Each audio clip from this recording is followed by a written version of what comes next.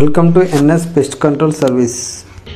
మనం ఇల్లు కట్టించి ఇంటీరియర్ చేపించిన తర్వాత అది చేపించిన కొన్ని ఇయర్స్కే మొత్తం చెదపట్టిపోతుంటే సో మనకి చాలా బాధేసిద్ది. సో దీనికి పర్మనెంట్ సొల్యూషన్ లేదా అని చెప్పేసి కొంతమందికి డౌట్ ఉంటుందండి. అందుకని ఈ వీడియో అనేది నేను చేస్తున్నాను. ఈ పెస్ట్ కంట్రోలింగ్కి మనం బేస్ నుంచే దీని ట్రీట్మెంట్ అనేది స్టార్ట్ చేయాలి. ఏదైతే మీరు ఇల్లు కట్టిస్తున్నారో అది ఫ్లోరింగ్ అవ్వకముందే, అంటే టైల్స్ ఆర్ గ్రానైట్ మార్బుల్ వేయించక ముందే మనం ఈ వర్క్ అనేది చేపించాలి. వన్స్ ఈ పైపింగ్ చేపించిన తర్వాత 2 years ఒకసారి దీంట్లో ఏంటంటే లిక్విడ్ అప్లై చేస్తారు. ఈ పైప్ కి సన్న సన్న హోల్స్ ఉండడం వల్ల ఒకటి క్లోజ్ అయితే ఇంకొకటి 1 mm కి 1 mm కి గ్యాప్ లేకుండా కూడా హోల్స్ ఉంటాయి వీటికి. దీన్ని అంత స్పీడ్ గా స్ప్రెడ్ చేస్తే దానికంటే అంత ఎక్కువగా స్ప్రెడ్ అయిపోయింది.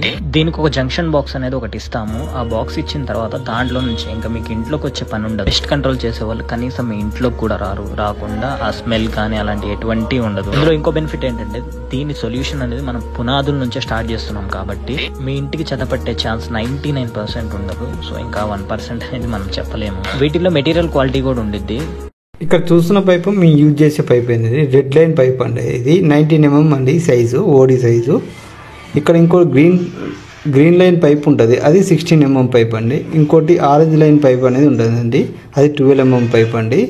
ఈ పైపుల సైజులలో ఓడీలలో చాలా డిఫరెంట్ అనేది ఉంటుందండి. మేము ఎప్పుడు కూడా హెవీ అనేది వాడతామండి. కొంతమంది కస్టమర్లు మీ ప్రైస్ ఎక్కువగా ఉంది, వాళ్ళ ప్రైస్ తక్కువగా ఉందంటే క్వాలిటీలో కానీ కెమికల్లో కానీ డిఫరెంట్ అనేది ఉంటుందండి. మా సర్వీస్ మీకు కావాలనుకుంటే స్క్రీన్ పైన ఉన్న నెంబర్కి కాల్ చేయండి. All over Hyderabad and Telangana service available అండి. Thank you.